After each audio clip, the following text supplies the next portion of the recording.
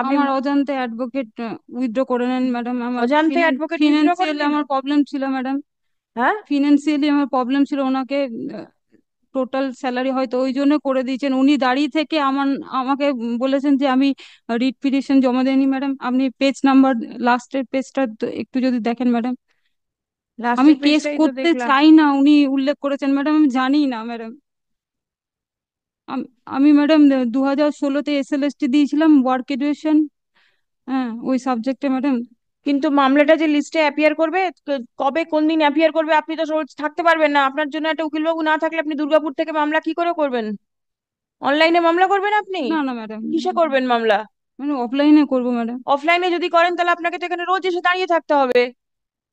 সেটা তো সম্ভব নয়। আমি মামলা লিস্টে দেওয়ার জন্য বলে হ্যাঁ দিচ্ছি, হ্যাঁ কিন্তু ম্যাডাম। আপনি লিগ্যাল এডের সঙ্গে যোগাযোগ করে অন্য কোনো উকিলবাবুর ব্যবস্থা করুন। আচ্ছা আচ্ছা।